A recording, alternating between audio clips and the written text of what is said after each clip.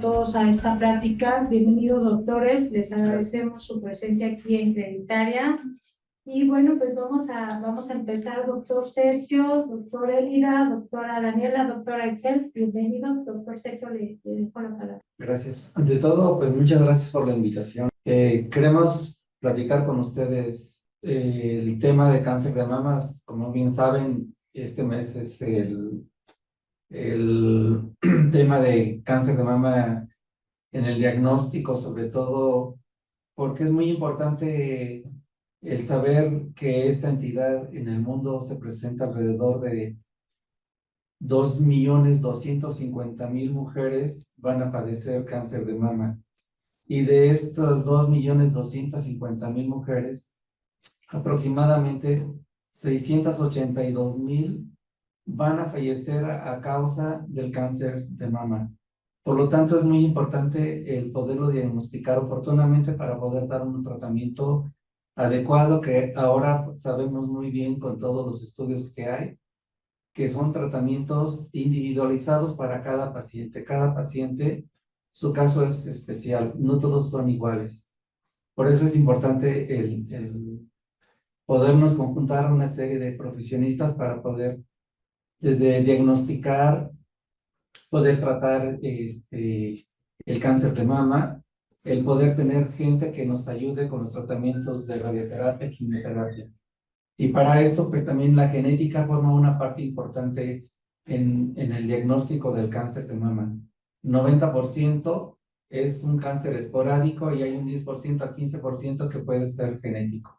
Y para esta ocasión le pedimos a la doctora Daniela Medina Castro, que es una persona que tiene mucha experiencia en la área genética del cáncer de mama, que nos haga favor de tratar este tema. La doctora es certificada en el Consejo Mexicano de Genética Humana, médica asociada del Hospital Español, asociada en el Colegio Mexicano de Ginecología y Obstetricia, profesora adjunto de alta especialidad en genética perinatal en el Instituto Nacional de Perinatología, y también es profesora de genética de ginecología y pediatría en el Hospital Español de México. De hecho, prácticamente todas nuestras actividades las desarrollamos en el Hospital Español. La siguiente. Posteriormente, la doctora Excel Guadalupe Castillo Duarte, médico ginecólogo. ¿Sí, la que sigue? Ella se tituló de médico cirujano en la Universidad La Salle de México y tiene la especialidad en ginecología y obstetricia por la Universidad Nacional Autónoma de México, con sede en el Hospital Español. Posteriormente, su servidor les hablará sobre la toma de decisiones en el cáncer de mama invasor, que es una parte importante. Bueno, aquí tiene mi currículum. Soy egresado de la Universidad Michoacana de San Nicolás de Hidalgo, con especialidad en ginecología y obstetricia en el Hospital Español de México, con el Consejo Mexicano de Ginecología y Obstetricia, y también la especialidad de ginecología oncológica con el Consejo Mexicano de Oncología. Soy médico adscrito del Servicio de Ginecología y Obstetricia del Hospital Español y pertenezco pues a todas estas agrupaciones, principalmente aquí en México y en Europa. La siguiente. Después la doctora Elida Paola Pedraza Romero nos va a hacer favor de hablar de la psiquiatría y la psicooncología en el cáncer de mama, lo cual ahora forma una parte importante también en el tratamiento y el seguimiento del cáncer de mama, como ya les explicará a ustedes. De hecho, prácticamente todas las pacientes deberían tener este apoyo desde un principio. La doctora, la siguiente. La doctora es egresada de la Universidad de Anáhuac con el título de médico cirujano y también tiene la especialidad en psiquiatría del Hospital Español de México, del Consejo Mexicano de Psiquiatría. Tiene la maestría en psicooncología del Instituto Mexicano de Psicooncología y también es médico adscrito en el Servicio de Psiquiatría del Hospital Español. Nos va a hacer favor ahorita, bueno, y al final esperamos que los avances médicos deben ser precedidos por los valores éticos, que es algo muy importante. Y la otra parte importante es también la sensibilidad humana que debemos de tener todo el personal médico en el seguimiento y el tratamiento de estas pacientes. Y si al final hay tiempo, pues podremos contestar algunas preguntas. Y le pido a la doctora Daniela Castro que nos haga favor de dar su ponencia. Gracias, doctor. Bueno, pues muchas gracias por la invitación nuevamente. Y yo les voy a hablar de la genética en el cáncer de mama. Como bien sabemos, pues es una condición bastante compleja y que influye en varios aspectos de nuestra vida y pues bastante frecuente hoy en día, desafortunadamente. Si me puedes pasar la que sigue, por favor. Entonces, hay algunas dudas que frecuentemente se tienen con respecto al cáncer. Al cáncer, si es genético, si es hereditario, qué es lo que produce el cáncer. Y para esto hay que conocer un poquito sobre, pues justo, ¿no? ¿Cuál es el origen del cáncer? Y el cáncer, de forma muy, muy gruesa, lo podemos explicar como un daño en la información genética. Y nosotros tenemos que recordar que tenemos información genética en todas nuestras células y esto nos sirve, ¿no? Para desarrollarnos, para funcionar. Y hay algunos genes que van a estar funcionando justo para reparar nuestras células, para estar al pendiente de la proliferación de nuestro ciclo celular, de la muerte celular, de la supervivencia de nuestras células o la integridad del ADN como tal. Entonces, cada uno de estos genes, si no tiene la funcionalidad adecuada, nos puede generar proliferación desmedida de células que incluso puede invadir a otros órganos o tejidos, y entonces esto pues ya es el cáncer como tal, ¿no? Viéndolo de una forma muy gruesa. Y esta imagen que vemos a la derecha me gusta mucho porque podemos ver varios genes que justo tienen estas funciones en nuestras células y que varios de ellos incluso pueden ser parte de varios tumores o de varios cánceres.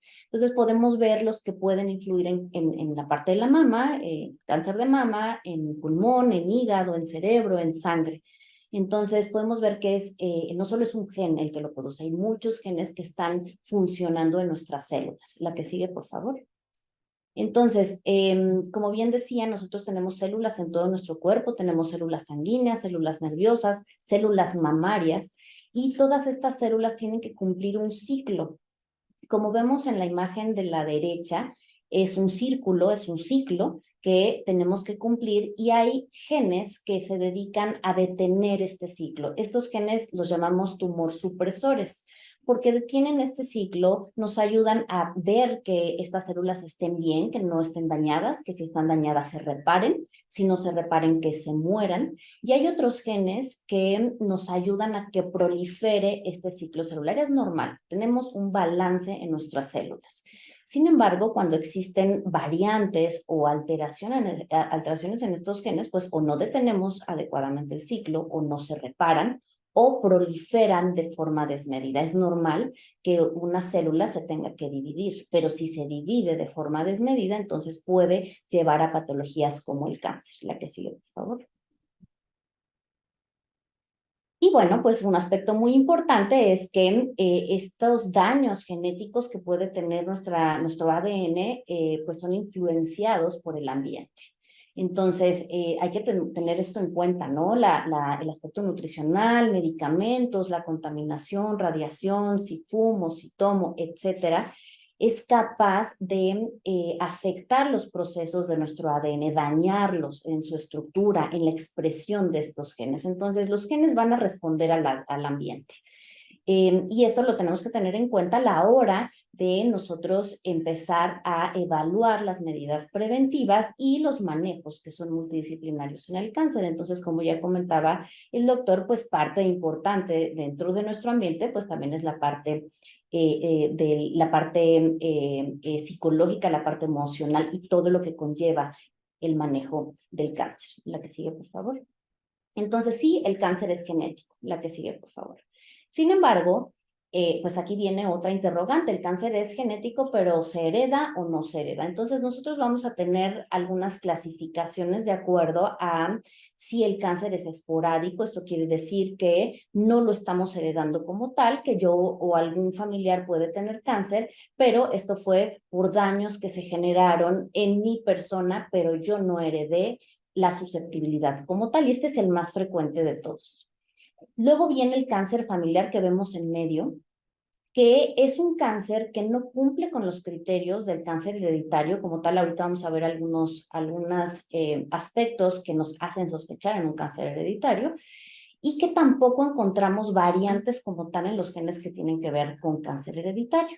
Entonces, es muy importante que nosotros tengamos un árbol genealógico, que podamos iniciar un asesoramiento en este sentido para poder saber a qué pacientes les vamos a dar ciertas medidas, qué pacientes les vamos a dar ciertos tratamientos y, naturalmente, qué tipo de pruebas vamos a estar realizando. Si se fijan, pues el cáncer hereditario es el menos frecuente, pero lo podemos presentar y es necesario hacer pruebas que lo identifiquen. La que sigue, por favor. Entonces, ¿cuándo vamos a heredar este cáncer? Bueno, por el lado izquierdo nosotros podemos ver una bola de células que, si empiezan a proliferar, entonces podemos llegar a hacer un cáncer, pero esto no necesariamente se heredó. Aquí pudo haber un daño a DNA, un daño a esta información genética en estas células exclusivamente. Entonces, hablando de mama, yo puedo tener una información genética en mis células mamarias y se están dañando. Estas se están acumulando, cada vez más lesiones en la medida que se dividen, y entonces se genera el cáncer, y esto pues incluso puede invadir a otros órganos cuando ya generamos las metástasis. Por el otro lado, vemos la imagen de la derecha. Ahí, si ven, hay dos tipos celulares, que es un óvulo y un espermatozoide. Cuando yo tengo el daño al ADN en estas células, entonces es cuando las puedo heredar. Si yo en estos momentos, en mis óvulos, tengo un daño en un gen específico para cáncer de mama y me reproduzco, entonces mi bebé, en todas sus células, a la hora de que se está dividiendo, todas estas células van a tener esta información genética alterada, y entonces le voy a heredar la susceptibilidad de tener el cáncer. Y él o ella, a su vez, va a heredar en las generaciones que siguen esta susceptibilidad al cáncer. La que sigue, por favor. Entonces hay algunos genes, como probablemente a lo mejor algunos de ustedes habrán escuchado, que están muy asociados a cáncer de mama, como es el BRCA1 y el BRCA2, y estos genes pueden llegar a tener ciertas funciones que hacen que, si los dos genes que heredamos, uno de mamá y uno de papá, están afectados, entonces se pueda desarrollar un cáncer. ¿Cuál es la diferencia entre ver un cáncer hereditario y uno no hereditario? En la parte de arriba vemos el no hereditario. Yo tengo una célula mamaria y entonces mis dos genes, porque tengo uno de mamá y uno de papá, son normales, y a lo largo de mi vida, por alguna exposición o alguna razón, se daña uno de ellos. Con ese daño yo no tengo esta situación, ¿no?, de generar el cáncer. Necesito todavía otras exposiciones que me dañen este segundo gen que todavía tengo funcional, para que entonces ya pueda empezar a desarrollar este problema. Sin embargo, si vemos en la parte de abajo, en el que dice hereditario, yo ya traigo, porque alguien me lo heredó, mi mamá o mi papá me heredó al menos un gen afectado. Entonces yo ya solo necesito que pase un evento de exposición suficiente para que se dañe el otro gen y entonces tener esta condición. Ahora, es muy importante en este punto recalcar que lo que estoy heredando es la susceptibilidad al cáncer, no estoy heredando el cáncer. Entonces, el hecho de que yo haga alguna prueba en algún paciente y tenga una variante genética que me lleve a una predisposición al cáncer, pues nos genera que podamos llevar ciertas medidas y cierto seguimiento para la evaluación de si se está desarrollando un cáncer o se desarrolla a lo largo de la vida. La que sigue, por favor. ¿Cuándo sospechamos un cáncer hereditario? La que sigue, por favor. Entonces, vamos a ver una serie de criterios. Esto no lo voy a ver a profundidad porque, bueno, es bastante complejo, pero depende mucho el tipo de cáncer que yo tenga. Hay muchos cánceres, síndromes de cáncer hereditario. Entonces, si vemos en los recuadros rosas, ahí viene un recuadro del lado izquierdo que dice cáncer de mama en inglés, y vemos ciertos criterios que me pueden hacer sospechar en algún síndrome de cáncer familiar que tiene cáncer de mama. Entonces, está el síndrome de cáncer familiar de mama y ovario, pero hay otros tipos de cánceres que pueden llegar a tener o presentar cáncer de mama. Entonces, ¿qué nos importa a nosotros? ¿O cuáles son o los aspectos que nos hacen prender foquitos o tener banderas rojas. La edad, si tenemos menos de 50 años, el tipo de cáncer, por ejemplo, hormonalmente o ciertas proteínas si se expresan o no, también es importante para nosotros.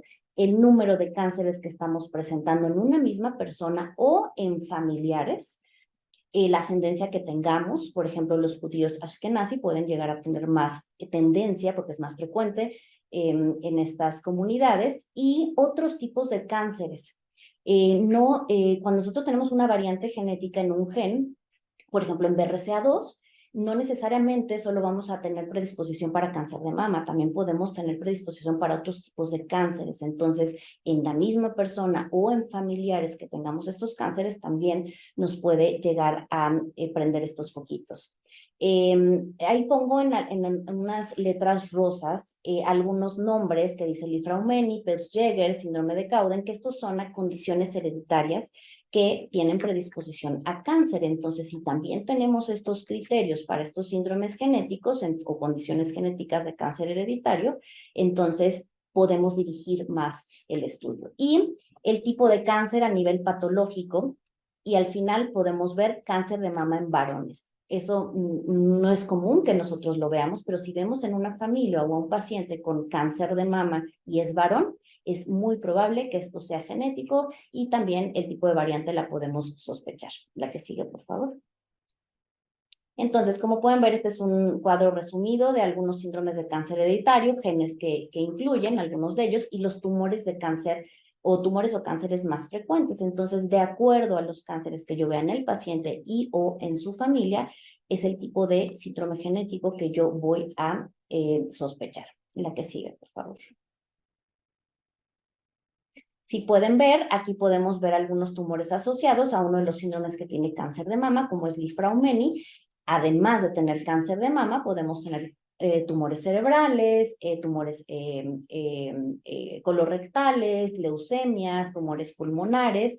Y del otro lado podemos ver otro síndrome que puede llegar a tener cáncer de mama, como es el síndrome de Cowden, que no solo podemos tener otros cánceres, sino que también tenemos otros hallazgos a nivel de la piel o a nivel gastrointestinal o en algunos otros órganos y sistemas. Entonces, vuelve a recaer la importancia de hacer un árbol genealógico, ver ciertas características, no solo en búsqueda de cáncer en el paciente o en la familia, sino de otros hallazgos importantes. La que sigue, por favor. Entonces, nosotros ya tenemos nuestras banderitas rojas y de acuerdo al cáncer detectado y a la sospecha de cáncer hereditario que nosotros tengamos, vamos a dirigir los estudios, ya sea a un cáncer específico, a un estudio de un gen dirigido o a una serie de genes que podemos incluir, ¿no? Que se llaman paneles de genes. La que sigue, por favor. Entonces, nada más ubicándonos en el cáncer de mama, que es el recuadro rosa que podemos ver, estos son los genes que se han asociado con mayor frecuencia a cáncer de mama. Entonces, tenemos los de alta penetrancia, que son los que más se asocian a cáncer de mama, y vemos BRCA1 y BRCA2, pero vemos otros. Y tenemos cada vez más pues estos genes que vamos viendo con cierta asociación, no necesariamente con la más alta, pero que sí podemos llegar a ver asociados y podemos incluir en un panel de genes. La que sigue, por favor. Entonces, de acuerdo a la variante encontrada, realizamos un asesoramiento al paciente, a la familia, y se tiene que realizar un manejo multidisciplinario. ¿Esto qué quiere decir? Que pues no solo es el ginecólogo, el oncólogo, el genetista, o sea, son varios integrantes, varios médicos, varios especialistas en salud que tienen que involucrarse en el manejo de estas pacientes. La que sigue, por favor.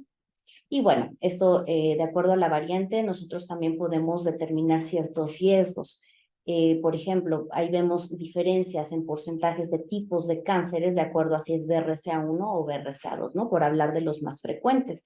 Si ven, BRCA2 tiene un poquito de mayor frecuencia para ciertos cánceres fuera de los ginecológicos, como es páncreas o próstata y cáncer en varones de mama. La que sigue, por favor. Y también riesgos a lo largo de la vida que pudiéramos llegar a presentar cáncer. Recordando e insistiendo, lo que heredamos cuando tenemos un cáncer hereditario es la susceptibilidad. No heredamos el cáncer, y esto es muy importante porque podemos ir estableciendo ciertas medidas preventivas con todos los profesionales de la salud. Muchas gracias. Muchas gracias. Bueno, buenos días. Primero que nada, gracias por la invitación. Y ya una vez que la doctora Daniela nos hizo un preámbulo muy importante sobre el aspecto genético, vamos a hablar de cosas más generales y sobre todo, pues, definiendo en principio qué es el cáncer de mama. La que sigue, por favor. Vamos a abordar estos 5 puntos, que es la definición, estadística y epidemiología, los factores de riesgo, qué signos y síntomas acompañan a esta enfermedad y por último el tamizaje. En cuanto a la definición del cáncer de mama, pues no es un aspecto tan complejo. La que sigue, por favor. Hay diferentes definiciones. Yo les puse las más representativas por organismos que no solamente se rigen en nuestro país, sino a nivel mundial. El primero es la CDC, que es el Centro de Control y Prevención de Enfermedades, que nos define que es una enfermedad en la cual las células de la mama pues, se multiplican sin control. A esta definición, la Organización Mundial de la Salud no solamente le agrega esto, sino que dice que de no tratarse pueden propagarse por todo el cuerpo y causar incluso la muerte. La que sigue, por favor. En nuestro país, como sabemos, pues hay una institución como es el Instituto Mexicano del Seguro Social que puso esta definición porque es muy representativa. Ellos no solamente dicen que es la proliferación de células de la mama, sino que también se pueden crecer o más bien pueden llegar a crecer de forma desordenada e independiente y pueden invadir otros tejidos, así como llegar a órganos distantes, que esto para nosotros en medicina lo conocemos como metástasis y es muy importante. La que sigue, por favor. Entonces, es importante entender cuál es la magnitud del problema que genera el cáncer de mama y la Organización Mundial de la Salud, la última actualización que tuvo fue en el 2020 y como ya lo dijo al inicio el doctor Pedraza, el cáncer de mama se diagnosticó en 2.3 millones de mujeres, de las cuales 685,000, o sea, casi 700,000 murieron a causa de esta enfermedad, siendo este el cáncer más prevalente en todo el mundo y afecta pues, a mujeres de cualquier edad, pero teniendo mayor predisposición por mujeres adultas. Entonces, englobando todo lo anterior, empezamos a hablar de estadística y epidemiología y hay que preguntarse cuáles son los datos y las cifras actuales que existen hoy en día. Entonces, como ya lo hemos venido diciendo y como la doctora Medina lo recalcó, el cáncer de mama o la mayoría del cáncer o de todos los casos que afectan a mujeres no tienen factores de riesgo específicos, además del sexo y de la edad. Esto quiere decir que, pues, como ya lo vimos, más del 80-90% es un tipo de cáncer esporádico. Y como ya también lo mencionamos anteriormente, pues arraiga o provoca que sea el cáncer más frecuente en todo el mundo, e incluso si llegamos a verlo en hombres, pues el 0.51%. O sea que no se eximen y pues esto está directamente relacionado, como ya lo mencionaron, a un gen PRCA2 en mayor frecuencia. Ahora, estos gráficos lo que nos engloban y están justamente proporcionados por una organización que se llama GloboCan, que se encarga de hacer estadísticas sobre todo del cáncer a nivel mundial, en el que nos dicen cuáles fueron el número de casos en el 2020 y como podemos ver en color rosa, del lado izquierdo vemos que es el más frecuente el cáncer de mama. Y en cuanto a mortalidad, del lado derecho no representa el más frecuente, pero forma parte de los primeros 5. La que sigue, por favor. Entonces, cuando hablamos de incidencia, mortalidad y prevalencia a 5 años, en estos gráficos lo que queremos ver es justamente que nuestro país, que representa América Latina, está en el 4º lugar en todos, en incidencia, en mortalidad y en prevalencia. Y en la última, justamente, gráfica, vemos que no solamente es como la prevalencia a 5 años, que al final no se modifica esto, por eso lo comento, sino porque sigue prevaleciendo en el 4º lugar. Ahora, cuando hablamos solamente de los nuevos casos en mujeres, podemos ver que el cáncer de mama sigue representando el más frecuente seguido de cáncer cérvico-uterino. Esto es sumamente importante. La que sigue, por favor, porque al final se resume en que la incidencia pues sigue siendo alta y pues la mortalidad realmente puede ser un poco menor siempre y cuando existan estrategias de tamizaje adecuadas. Ahora, en México nosotros tenemos algo que se llama Consenso Mexicano sobre el diagnóstico y tratamiento del cáncer mamario y la última actualización fue en este año, recientemente hace 2 meses, en el 2023, en el que volvieron a actualizar muchas cifras, pero al final concluimos exactamente lo mismo, que sigue siendo el tumor más frecuente, es la primera causa de muerte por cáncer, representa 1.7 millones de casos nuevos cada año Y aquí la mortalidad pues disminuye considerablemente, pero lo que quiero recalcar de esta diapositiva es que el 45% de estos casos se presenta en países de bajos y medianos recursos, alcanzando incluso más del 55% de mortalidad. Ahora, cuando hablamos de estadística en México y el consenso lo vuelve a tomar en cuenta, ellos dicen que la incidencia es 10 mujeres, casi 11 mujeres por cada 100,000 habitantes van a tener cáncer de mama, de las cuales 26 por cada, o sea, por estas 100,000 van a ser arriba, van a tener edad mayor a 25 años, teniendo una edad media de diagnóstico de 52.5 años. La que sigue, por favor. Y esto es importante porque cuando vemos estas gráficas, ellos lo ponen así, que la mortalidad está directamente relacionada con el índice de marginalización que existe en las mujeres. Y como podemos ver en la gráfica del lado derecho, que fue dada por en qué etapas es más frecuente que se diagnostica el cáncer de mama. Y nosotros, en el aspecto médico, y en el aspecto clínico, dividimos al cáncer de mama en estadios tempranos, localmente avanzados y metastásicos. Y como podemos ver, justamente, el más frecuente o la etapa más frecuente de diagnóstico es en el localmente avanzado, hasta un 55.9%. O sea, ni siquiera en un estadio temprano diagnosticamos a estas pacientes, que es lo que verdaderamente debería de hacernos más ruido o tener mayor punto de relevancia. La que sigue, por favor.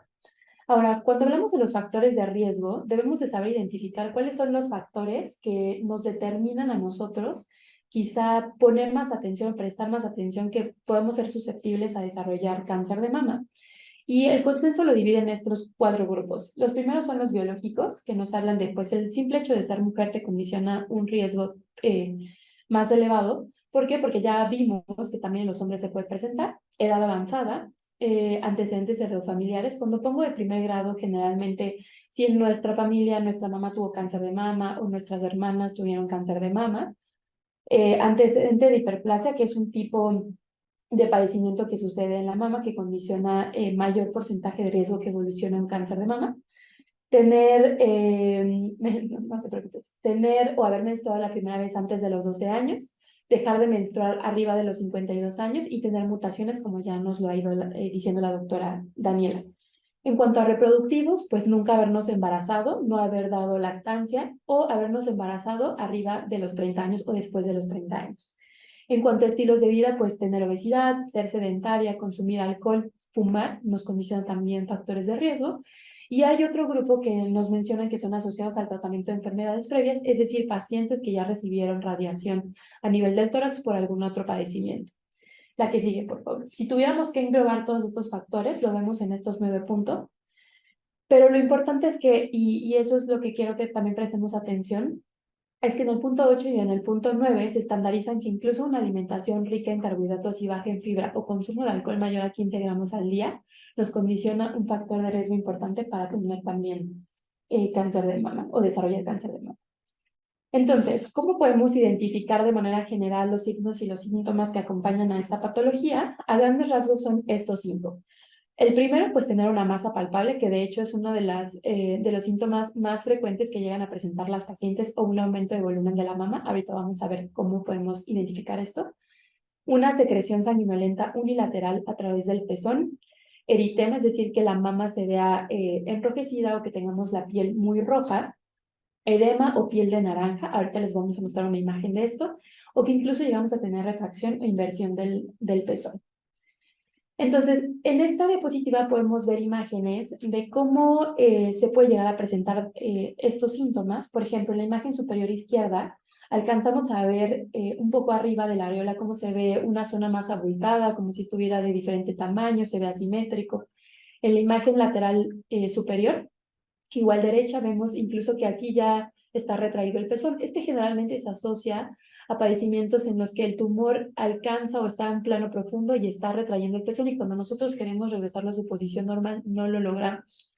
En la imagen inferior izquierda podemos ver cómo existe secreción sanguinolenta por el pezón, y esto generalmente se asocia cuando ya afecta conductos principales de la mama y pues ya en un estadio avanzado, al igual que la imagen inferior derecha, que podemos ver la característica, lo que les mencionaba, el eritema, o la piel de naranja, que podemos ver cómo esos puntos o los poros se ven dilatados, y esto generalmente igual representa ya un estadio avanzado. Ahora, ¿por qué es importante el tamizaje o por qué debemos hablar del tamizaje? Porque nos permite una detección precoz. Para esto, hacerle o ofrecerle a la paciente un tratamiento correcto y con esto llevarla a la curación. Entonces, existen diferentes estudios de tamizaje. Nosotros, o me voy a enfocar en hablarles en estos 4. El primero, pues, es la autoexploración mamaria, que esta se debe ser mensual a partir de los 18 años, 7 días después de terminada la menstruación. Ahorita vamos a abordar mejor este tema. El segundo es el examen clínico mamario, que se hace anual a partir de los 25 años. Y esta la característica es que debe ser por un personal o alguien de la salud que sepa cómo realizarlo. Y otros 2 estudios muy importantes es la mastografía, que esta se hace anual en una mujer asintomática, esto quiere decir que no tiene ningún síntoma a partir de los 40 años, y pues el ultrasonido, que realmente nosotros lo preferimos en mujeres que son menores de 35 años y tiene que ver directamente con la densidad de la mama. Ahora, cuando hablamos de la autoexploración mamaria, y puse este gráfico porque la verdad es que el IMSS o el Instituto Mexicano del Seguro Social aborda mucho este tema, y este es un gráfico que podemos ver distribuido en todo el país, no solamente aquí en la ciudad, sino en todo el país, en el que estimulan a las pacientes para que puedan llevar a cabo una exploración mamaria adecuada. Y en esta primera imagen lo que nos dicen pues es esto, ¿no? ¿Cómo la realizamos? Primero debemos observarnos de pie frente al espejo, y lo importante es justamente ver si hay alteraciones en la forma, en el tamaño, en la superficie de la piel, si hay un cambio de coloración, cambio de la areola o el pezón. Posteriormente, esto es con los brazos a los costados. En la segunda imagen lo que tenemos que hacer es elevar los brazos en la cabeza, y en la tercera imagen pues ponerla alrededor de la cintura y ver justamente, inclinarnos hacia adelante para ver si existen modificaciones que hayamos ido hablando. En esta segunda parte de la autoexploración lo que consiste pues es esto, justo explorarnos. Y si vamos a explorar la mama derecha, debemos elevar el brazo derecho o ponerlo detrás de la cabeza, y con la mano izquierda vamos a explorarnos. Y el sentido justamente es eso. Como podemos ver en la imagen, ellos dicen que es en contra de las manecillas del reloj. Realmente es indistinto, pero nosotros siempre preferimos que sea a favor de las manecillas del reloj, palpando toda la mama por cuadrantes, palpar y ver justamente oprimir la areola y el pezón. Y por último, en la posición acostada, también explorarnos incluso los ganglios linfáticos. La que sigue, por favor. Cuando hablamos del examen clínico mamario, pues es ejercido por un profesional de la salud y es a partir de los 25 años, y prácticamente consiste en exactamente lo mismo que hacemos, pero justo por alguien que es profesional de la salud. Entonces consiste en estas 3 etapas: en inspección, que es prácticamente ver cómo se ve la mama, si existe cambio de tamaño o en la coloración, palpar pues los ganglios y palpar la mama. Y justamente hacemos esto, ¿no? Abordamos el complejo areola-pezón, vemos, incluso palpamos por cuadrantes a favor de las manecillas del reloj, de arriba hacia abajo, de abajo hacia arriba, y por último justo oprimimos el pezón para ver si existe salida de secreción. En cuanto a estudios de imagen, como ya les había mencionado, utilizamos 2 principalmente, que es la mastografía y ultrasonido, y es importante que debamos identificar que siempre se deben de pedir en conjunto, no uno y después el otro, siempre en conjunto, porque ambos nos proporcionan mayor especificidad en cuanto a la detección de alguna patología mamaria, o no necesariamente patología maligna, por así decirlo. Y pues existe también la resonancia magnética, que es importante saber que esta solamente se debe pedir en situaciones o criterios específicos.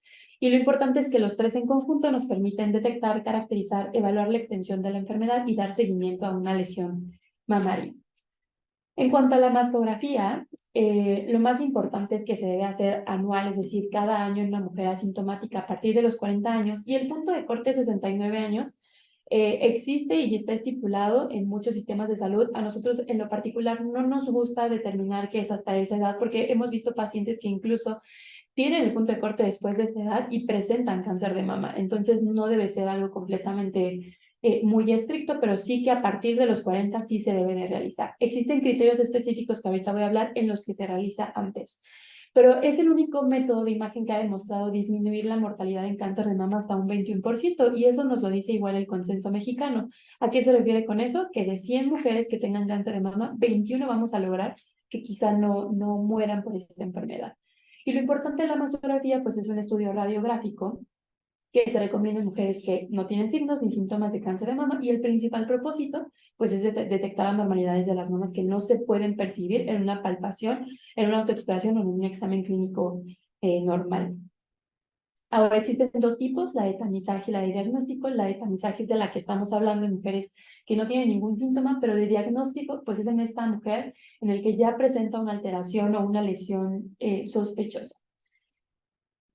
Ahora, estas imágenes lo que muestran justamente es el proceso en el cual o cómo se realiza una mastografía. Lo importante es que debemos ir prácticamente en ropa cómoda, se coloca la mama en esta posición, se debe hacer una compresión, nos deben de hacer una compresión realmente adecuada, incluso puede llegar a ser molesta para la paciente porque debemos de ver una proyección adecuada. Esta proyección no es de un cáncer de mama, simplemente es de un nódulo mamario, pero se las pongo justamente para ver qué imágenes nos proporciona la mastografía. Las del lado izquierdo, esa es la compresión, más bien la proyección cefalocaudal, y es cuando la mama se comprime de arriba hacia abajo, y la otra proyección es la medio lateral oblicua, que es cuando justamente es como en un ángulo más inclinado. Y al final obtenemos esas 4 imágenes. Lo importante de la mastografía es que la interpretación y la conclusión están estandarizados en un sistema de categoría llamado BIRADS, que por sus siglas en inglés significa Breast Imaging Radiology Data System, que prácticamente lo que nos dice justamente es que este lenguaje es universal, que aquí en México y en cualquier lugar del mundo podemos caracterizar y categorizar y todos vamos a saber lo que significa. Entonces va del 0 al 6, un BIRAD 0 pues nos dice que es un insuficiente diagnóstico, entonces hay que hacer una evaluación o abordar más con esta paciente con otros estudios, puede ser otro ultrasonido, o si no tenía mastografía, hacerle un ultrasonido, o si tenía solo un ultrasonido, hacerle la mastografía. Un BIRADS 1 nos dice que pues realmente es negativo alguna lesión, un BIRADS 2 son hallazgos completamente benignos, y en estos dos pues hay que seguir revisando las pacientes anualmente, como lo hemos venido haciendo. Un BIRADS 3 nos dice hay hallazgos probablemente benignos, lo que necesitamos es darle seguimiento cada 6 meses a esa paciente, por lo menos durante 2 años. Y un BIRADS 4 pues ya nos dice es un hallazgo de sospecha de malignidad, lo categoriza todavía en 4A, 4B, 4C, dependiendo el grado, o sea, bajo, moderado y alto. Y un BIRADS 5 pues dice que es altamente subjetivo. En el 4 y en el 5 se requiere realizar un estudio histopatológico, en este caso es una biopsia, para determinar pues el grado de malignidad o más bien comprobar si es maligno. Y pues ya un 6 es un diagnóstico ya histológico de malignidad. Ahora, cuando hablábamos de las indicaciones especiales de la mastografía, el único punto que voy a resaltar es el número 2, donde hay situaciones en las que nosotros no nos vamos a guiar a empezar a hacerles mastografía a las pacientes a partir de los 40 años. Es decir, se puede hacer a partir de los 30 años o 10 años antes en caso de que tengamos un familiar que haya presentado cáncer de mama. Es decir, si mi prima, su mamá presentó a los 40 años, yo puedo empezar a hacer la mastografía a los 30 años, a 10 años antes de que ella lo presentó. Es lo más importante, pero no antes de los 25. La siguiente, por favor. En cuanto al ultrasonido mamario, pues como les dije, es complementario a la mastografía.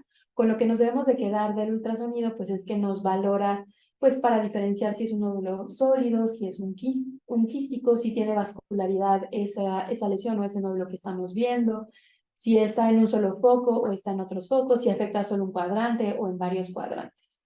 La que sigue, por favor. Existen diferentes indicaciones clínicas que pueden ser un poco complejas, pero lo importante es que siempre debemos de recordar que va en conjunto con la mastografía y siempre van a ser auxiliares uno del otro. Y podemos ver lesiones como esta, ¿no? Quizá en el ultrasonido, más bien es característico este tipo de imágenes, donde vemos una lesión que quizá no está bien categorizada, que podemos ver que está irregular, que no se ve igual que el tejido circundante, por así decirlo.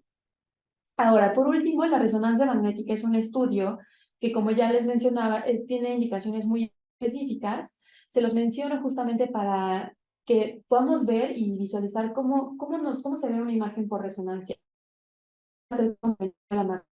Ultrasonido, es decir, nunca le vamos a pedir a una paciente que sospechamos cáncer de mama en un inicio una resonancia magnética. La verdad es que no, siempre preferimos los otros estudios, y en caso de que esos estudios los quedemos inconclusos, podríamos evaluar hacerle una resonancia. como les mencionaba, tiene criterios muy específicos. Lo importante es que siempre va acompañada de un medio de contraste con gadolíneo y nos da una imagen como la imagen inferior derecha.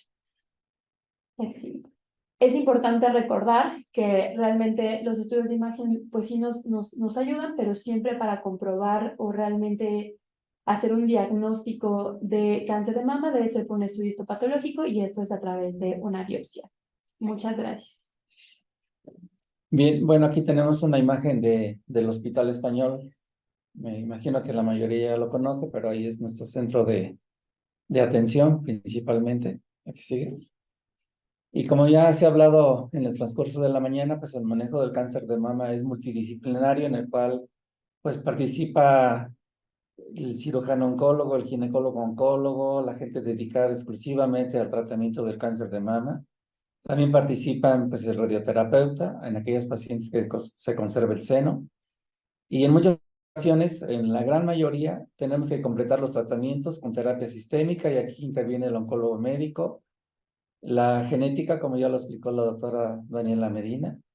La cirugía oncoplástica en los últimos años ha agarrado una posición importante en la cual se trata de conservar el seno, pero nada más no es el hecho de conservarlo, sino de tratar de que estéticamente pues, se vea bien, porque esto tiene una parte importante en la psicología de la paciente y por lo tanto pues los cuidados psicooncológicos, el acompañamiento, como ya lo habíamos comentado en un principio, es importante.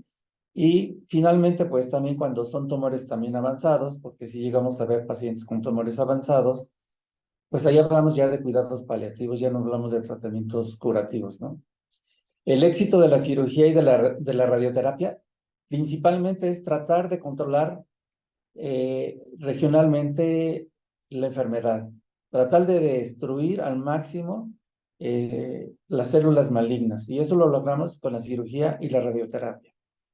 Pero, pues en ocasiones, y en muchas ocasiones, el tratamiento sistémico se tiene que dar, y ahí es donde se damos el tratamiento de quimioterapia, tratamientos hormonales, y actualmente ha habido un descubrimiento importante de tratamientos biológicos que se conocen como terapias blanco, que son muy específicos para determinados tipos de carcinomas, o incluso ahora las terapias inmunológicas que también están agarrando un terreno importante, y más recientemente hay nuevos tratamientos que están tratando de arreglar esa alteración a nivel nuclear cuando se llega a detectar con los estudios de genética. Por lo tanto, pues es importante para el control de la enfermedad. La siguiente. Cuando tenemos la presencia del nódulo, que a veces sí puede ser evidente clínicamente, en muchas ocasiones a veces no lo palpamos, pero con los estudios, como nos habló la doctora Itzel, lo vemos en los estudios de mastografía o en el ultrasonido, y en la actualidad podemos hacer biopsias dirigidas con aguja de corte para tener un diagnóstico histopatológico y así nosotros poder planear un tratamiento a lo mejor desde un inicio. O en muchas ocasiones a veces son microcalcificaciones como se ve en la imagen del centro, donde se ven unos puntitos brillantes como si fueran granos de sal, los cuales pues que ese es el objetivo, tratar de diagnosticar el cáncer antes de que sea un nódulo. Esto, nada más para que tengan idea, cuando llegamos a encontrar un nódulo que mide 1 centímetro de diámetro aproximadamente, ha transcurrido por lo menos de 5 a 7 años de que se empezaron a generar esas células malignas y que llegaron a tener ese volumen de 1 centímetro. Entonces, el objetivo para hablar de tratamientos curativos es diagnosticarlo oportunamente cuando todavía no haya la presencia del nódulo. Y en muchas ocasiones, pues a veces sí hacemos las biopsias exhibiendo el tumor completo, porque a veces las circunstancias así lo requieren. Y como ya lo decía la doctora, pues la parte importante de la gente que se beneficia, sobre todo son la gente de los 40 a los 70 años, en los cuales ayuda a disminuir la mortalidad en un 30%. Por lo tanto, eso es la parte importante que tenemos en esta misión de poderlo detectar. La siguiente. Ya una vez que tenemos el diagnóstico histopatológico, pues tenemos que hacer, si son etapas tempranas, un tratamiento quirúrgico, pero para que vean ustedes que esto también ha venido evolucionando con el tiempo, y les puedo decir que somos afortunados en la actualidad porque hemos vivido este cambio de la medicina, en la cual pues contamos con nuevas técnicas de anestesia, las pacientes pueden someterse a tratamientos quirúrgicos sin mayor problema, el advenimiento de los antibióticos, y esto nos ha permitido también que la mortalidad se haya disminuido.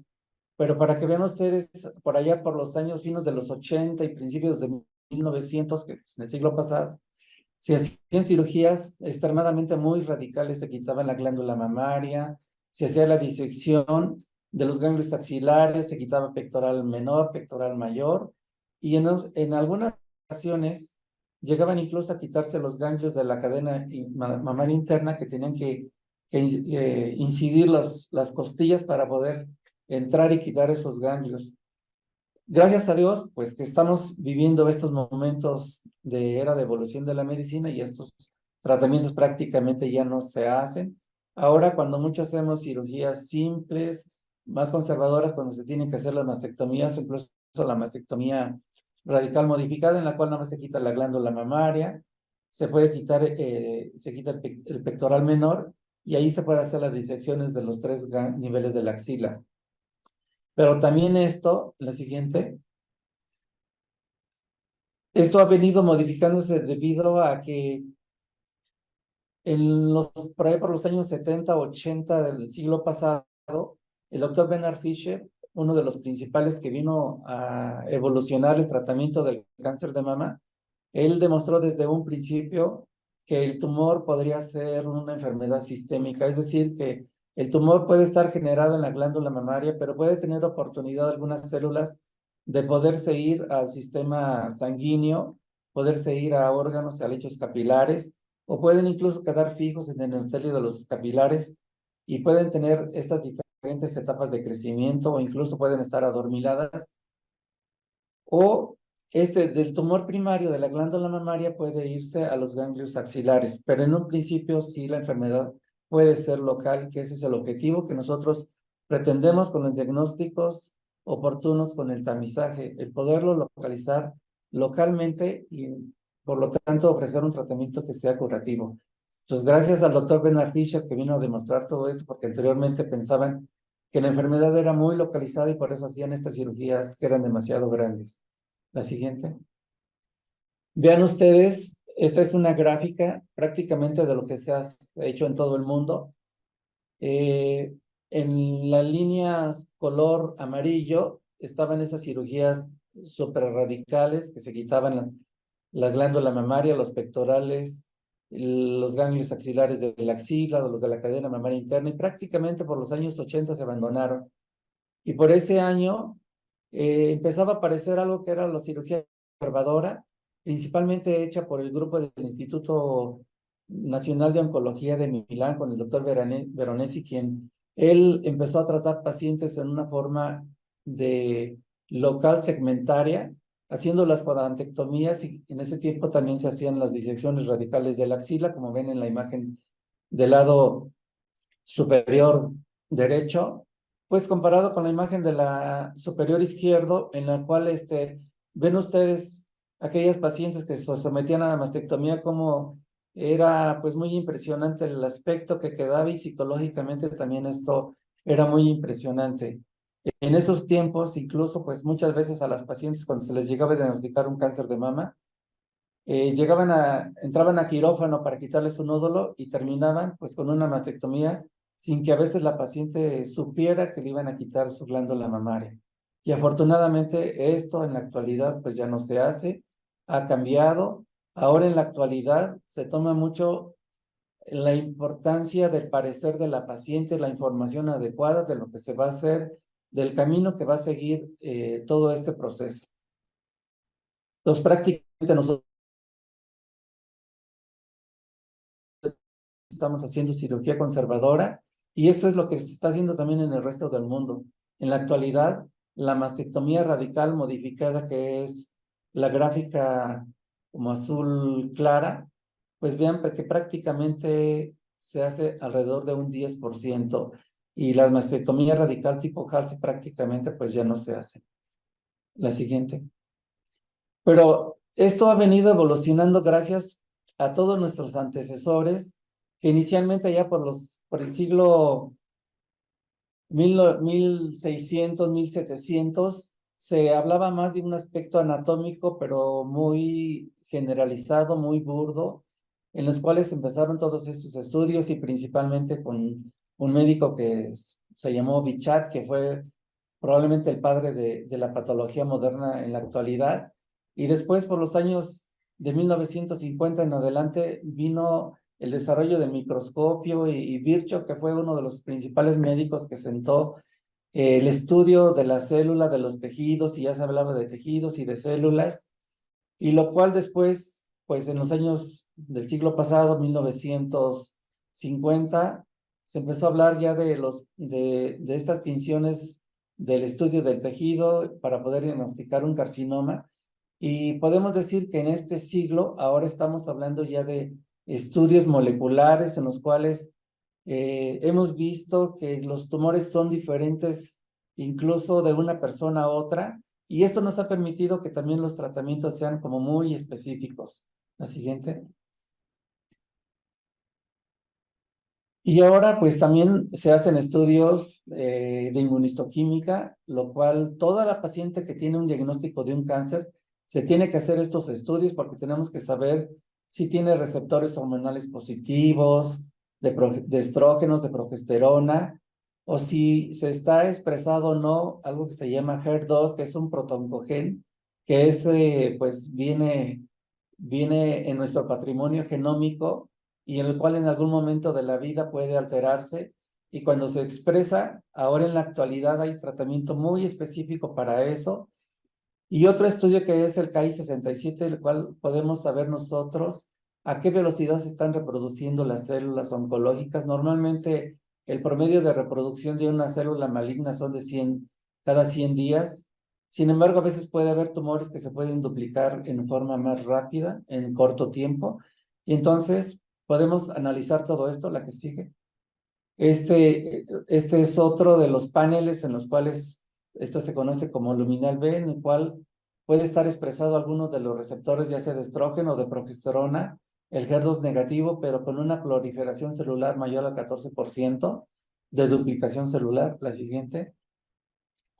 Y en esta, por ejemplo, son aquellos tipos de tumores en los cuales tanto los receptores de estrógeno y progesterona están negativos, pero el HER2 está sobreexpresado.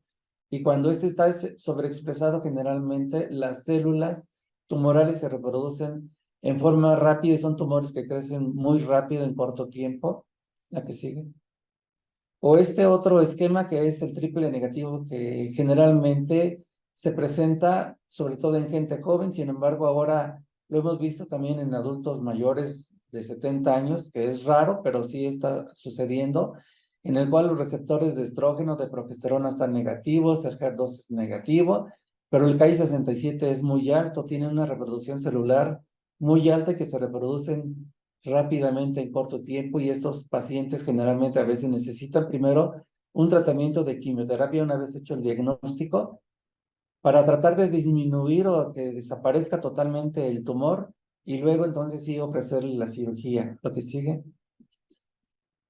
Este es un estudio que se hizo en el Hospital Español y nosotros clasificamos ahí los que eran luminal A, luminal B, de acuerdo a lo que les comenté ahorita, la sobreexpresión del HER2, o si eran triples negativos, y pues el porcentaje que encontramos es muy parecido a lo que se publica en toda la literatura a nivel mundial. La siguiente. Y como decía la doctora Ixel, tenemos que hablar de idiomas que sea entendible en cualquier parte del mundo, de tal manera que nosotros tenemos que estratificar los tumores de acuerdo al tamaño del tumor, a la presencia o no de ganglios axilares positivos, y el ganglio se refiere con la letra N, o si hay metástasis, que con la letra M, pues también tenemos que apuntarlo. Y ahí ustedes ven de la etapa 0, la etapa 1A, 1B, 2A, incluso hasta la 2B, podemos hablar que son estadios más tempranos. Y todos los estadios 3, 3A, 3B, 4, ya son estadios más avanzados en los cuales pues ahí los tratamientos, no hablamos de tratamientos curativos, son tratamientos paliativos, y en los cuales generalmente a estas pacientes las iniciamos con tratamientos ya sea de quimioterapia o tratamientos antiestrogénicos o terapia blanco, de acuerdo con el panel de los estudios que se hacen. La siguiente. Pero cuando son tumores pequeños podemos hacer esto, hacer cirugías conservadoras, ya no hacemos disecciones radicales de axila, ahora nada más quitamos 1, 2 o 3 ganglios que los identificamos por 2 técnicas diferentes. Una es con tecnesio 99, que es un medicamento que tiene un radiotrazador y que lo podemos detectar en una gamasonda y se emite un sonido y una cantidad de lo que va captando el ganglio. Y también usamos una tinción que se llama azul patente. Esa la ponemos alrededor de la areola y al momento de la operación y vemos ahí cómo el ganglio también se pinta y lo corroboramos también con la gamasonda. Y entonces esos son los ganglios específicos que quitamos, porque ya también se demostró y esto nuevamente el doctor Veranesi fue el que de los pioneros y el padre de la cirugía conservadora, el que nos demostraron junto con el doctor Giuliani en la Universidad de Pittsburgh, nos demostraron que un porcentaje pequeño de ganglios son los que pueden estar afectados y que el resto de los ganglios van a estar negativos y que no era necesario hacer esas disecciones radicales por las complicaciones que llega a haber al hacer la disección radical completa de la axila, porque puede el brazo hincharse, a veces este hinchamiento del brazo puede ser bastante importante de tal manera que puede provocar una incluso limitación funcional para la paciente. Entonces, en la actualidad, hacemos esto y ahora hablamos como en la imagen, la parte de medio del lado derecho de la cirugía oncoplástica, en la cual pues tratamos de ver que quede también estéticamente bien la glándula mamaria, que el pezón pues quede pues más o menos bien colocado y que no sean cirugías demasiado pues traumáticas para la imagen de la paciente, porque esto pues, como les decía, tiene una forma importante de la imagen y de la psicología del paciente. Y después de la cirugía, generalmente vienen los tratamientos sistémicos. Si me pasas tantito la anterior. Los tratamientos sistémicos que de acuerdo con si hay metástasis o no, con los perfiles genómicos que se hacen en la actualidad, con los resultados de los receptores de inmunistoquímica, decidimos quién recibe tratamiento sistémico o no. La siguiente, esta es la misma. Bueno, este es el porcentaje que hacíamos anteriormente. En la actualidad, prácticamente ya esto está invertido completamente. Ahora el 80 y tantos o 90% ocupa la cirugía conservadora y la cirugía radical prácticamente no se hace. La siguiente, solo hay casos muy especiales cuando hay contraindicaciones. Vemos que también se pretende que, de acuerdo con el tamaño del tumor, qué tantas glándulas mamarias se conserven. En la actualidad, pues el porcentaje es muy elevado. La siguiente, por los buenos resultados. Y se ha comparado resultados de sobrevida. Sobrevida hablamos a 5 a 10 años, que la paciente no tenga recurrencia del tumor, que esté libre de tumor. Y vean ustedes, en todos estos estudios, tanto de Estados Unidos como de Europa, se compararon y vean que los porcentajes de recurrencia son muy parecidos y el número de pacientes que fallecieron incluso fue superior. La que está del lado derecho es lo de la cirugía conservadora y menos pacientes de estas fallecieron. La siguiente. Cuando por alguna circunstancia se tiene que hacer una cirugía radical porque lo amerite por razones de contraindicación, podemos hacer la mastectomía con biopsia de ganglio centinela, pero hacemos la reconstrucción que puede ser inmediata. Generalmente se pone un expansor, ese expansor lo coloca el cirujano plástico y trata de buscar que se haga un volumen suficiente como para después poder quitar ese expansor y colocar un implante definitivo. Generalmente esto es después de que terminan todos los tratamientos de radioterapia, quimioterapia, y esto pues se hace ya después tardíamente, ¿no? O en ocasiones se hacen cirugías como mastopexia, que es reducir el volumen o acomodar la glándula mamaria contralateral, pues para que queden simétricas, ¿no? La siguiente. Y esto en la actualidad, pues se debería de hacer a todos los casos. Sin embargo, pues como son estudios demasiado caros, estos estudios generalmente cuestan alrededor de 100,000 pesos para saber si una paciente va a responder muy bien al tratamiento de quimioterapia o no va a responder al tratamiento de quimioterapia o va a responder mejor a los tratamientos antiestrogénicos Y hay porcentajes en los cuales también incluso nos dicen las posibilidades de recaídas a 5 y a 10 años, que esto sería lo ideal hacerlo en todos los casos. Sin embargo, pues a veces está limitado y muchas veces los seguros tampoco lo quieren autorizar. Siguiente. Bueno, con esto es un panorama generalizado y ahora le voy a pedir a la doctora Elida Paola Pedraza que nos haga favor de continuar con la parte complementaria.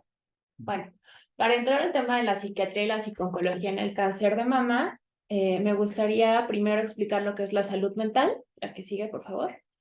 La salud mental no únicamente es la ausencia de algún trastorno mental. La salud mental tiene que ver en cómo nos sentimos con nosotros mismos, cómo nos sentimos con los demás y cómo reaccionamos ante las circunstancias que nos presenta la vida.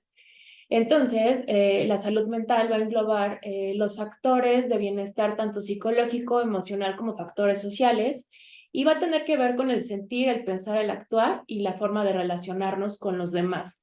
La que sigue, por favor. Si nos planteáramos la pregunta de si el cáncer de mama va a interferir en mi salud mental, pues parecería que la respuesta es obvia. Sin embargo, al inicio, la persona se centra mucho en la parte física y deja de lado la esfera emocional. Es por esto que, como ya comentaron, el manejo multidisciplinario es muy importante, en donde se recomienda que exista un psicólogo clínico, de preferencia que sea especialista en psiconcología, y en algunos casos se necesita que el psiquiatra también esté en ese equipo multidisciplinario. La que sigue, por favor.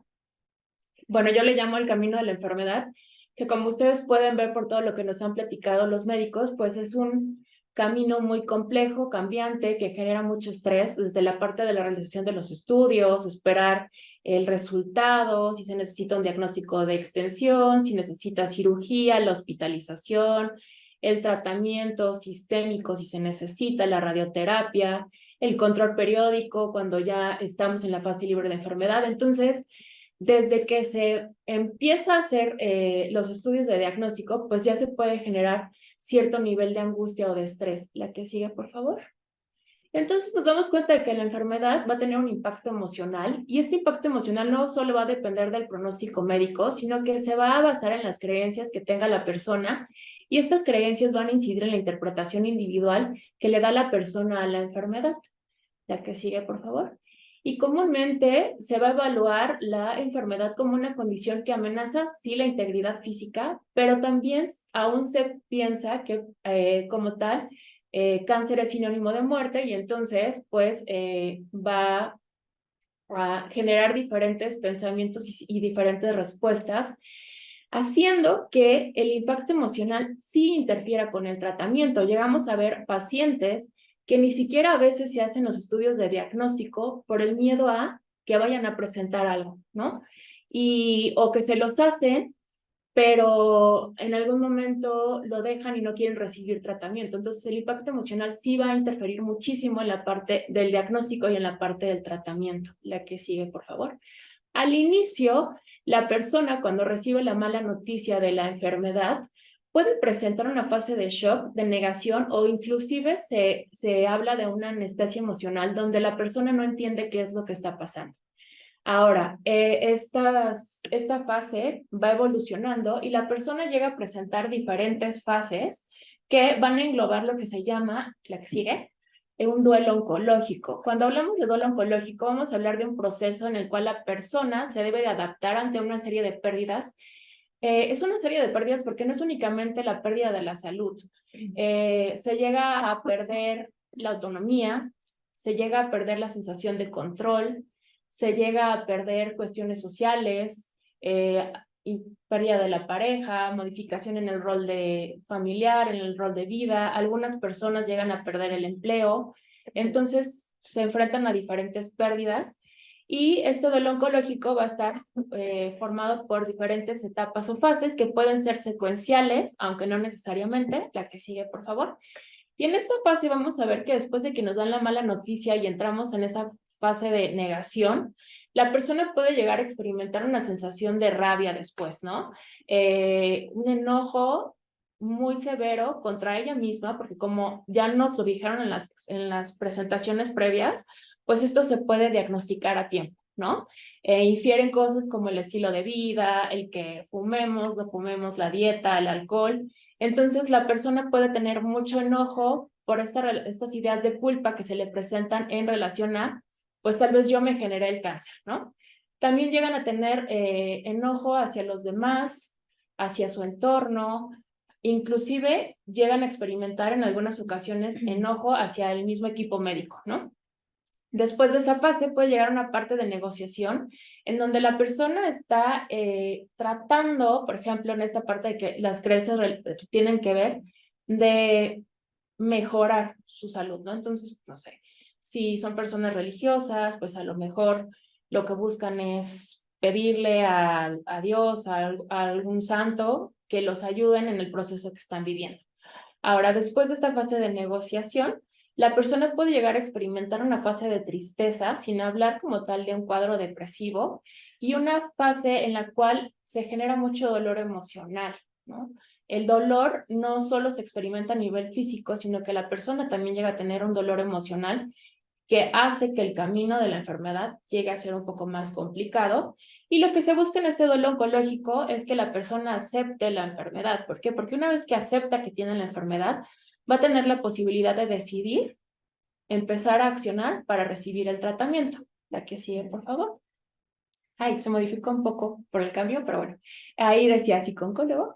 Lo que les decía es que es importante que un psicólogo haga el acompañamiento de la enfermedad. El psicólogo lo que va a hacer es hacer todo ese acompañamiento psicológico de la paciente, perdón, de la familia, porque también hay que recordar que la enfermedad llega a alterar también la vida familiar. Y también el psicólogo de lo que se encarga es de realizar el acompañamiento al equipo médico o oncológico como tal. La que sigue, por favor. Lo que hace el psicólogo al inicio es valorar cuál es el estilo de afrontamiento de la persona, porque esto nos va a hablar de cómo puede ser que la persona reaccione al tratamiento o si su estilo de afrontamiento va a facilitar la fase del tratamiento. Se divide generalmente en un estilo de afrontamiento activo y uno pasivo. El afrontamiento activo generalmente es el espíritu de lucha, donde la persona acepta que tiene la enfermedad y busca todas las herramientas necesarias para erradicar la enfermedad. Se ha visto en algunos estudios que en el cáncer de mama, generalmente las mujeres presentan este espíritu de lucha como estilo de afrontamiento, lo cual ayuda a que pues, la recuperación y la mejora de calidad de vida sea significativa. En los estilos pasivos tenemos la parte del estilo de afrontamiento de evitación, en donde yo a lo mejor ni siquiera puedo decir la palabra cáncer o no puedo decir tengo cáncer de mama, porque soy incapaz emocionalmente de decirlo, o si lo acepto que lo tengo, entro en una fase donde tal vez minimizo la gravedad del asunto y esto me lleva a que en algún momento no le haga el seguimiento adecuado a la parte del tratamiento. La parte de la aceptación estoica es este estilo de afrontamiento donde sí acepto que tengo la enfermedad, pero desde una actitud como muy pasiva. La preocupación ansiosa es el estilo de afrontamiento en donde la persona durante todo el proceso va a estar inquieta, angustiada, nerviosa, e inclusive se ha visto que las personas con un estilo de afrontamiento ansioso son personas que van a tener muchísimas más quejas somáticas durante el tratamiento. Y tenemos el estilo de afrontamiento también de desesperanza, donde se acepta la enfermedad, pero se decide a lo mejor no continuar con el tratamiento porque, pues, si ya tengo cáncer es altamente probable que me muera y entonces, como para qué hago algo, ¿no? Entonces, el estilo de afrontamiento sí va a interferir en la parte del tratamiento. La que sigue, por favor. Ahora, el psicólogo lo que va a hacer es, además de valorar el estilo del afrontamiento, además de hacer el acompañamiento durante el duelo, ver que el duelo no se vuelva un duelo patológico, va a proporcionar todo este apoyo emocional en la fase de diagnóstico, aunque lo que se pide o lo que se busca es que el acompañamiento sea durante todo el proceso de la enfermedad, inclusive en la fase de sobrevivencia. Y en la fase de diagnóstico, lo que hace el psicooncólogo es darle algunas estrategias a la persona para poder hacer frente a la enfermedad, ¿no? Desde cosas como muy sencillas de si tienes alguna duda respecto a tus cuestiones médicas y ya se la preguntaste 3 veces al médico, no importa, vuélvelo a preguntar para que todas las dudas se disipen, ¿no? Y tú te sientas como más segura. La que sigue, por favor. Ahora, ¿por qué a veces es necesario que el psiquiatra esté en este equipo multidisciplinario? Pues porque per se los trastornos mentales no discriminan, ¿no? Entonces, un paciente oncológico puede presentar al mismo tiempo un trastorno psiquiátrico, tomando en cuenta diferentes factores. Los trastornos psiquiátricos que más se han visto en las personas que tienen cáncer de mama son trastornos de ansiedad y trastornos depresivos. La que sigue. Y respecto al tema del psiquiatra, a veces es un tema tabú, ¿no? Si tengo cáncer, pues no estoy loco. ¿Por qué me vas a mandar al psiquiatra? Se llega a pasar. Lo que hace el psiquiatra es valorar mediante los síntomas, algunos exámenes que tenemos de diagnóstico, como laboratorio, exámenes de gabinete, si la paciente tiene o no un trastorno mental. En dado caso de que se integre un diagnóstico de un trastorno mental, se valora si únicamente es necesario continuar con el apoyo psicológico o si en algún momento la paciente va a requerir tratamiento farmacológico. Recordando también que si se necesita tratamiento farmacológico, hay que ver en qué etapa del tratamiento está la paciente, porque nuestros medicamentos, los psicofármacos, pues generan bastantes interacciones a nivel metabólico y pues en caso de una paciente con cáncer de mama que a lo mejor, por ejemplo, esté tomando algún hormonal o esté tomando, por ejemplo, tamoxifeno, pues sí es necesario ver cómo van a interactuar los medicamentos. Y por mi parte, eso es todo. Muchas gracias. Ahí están mis datos.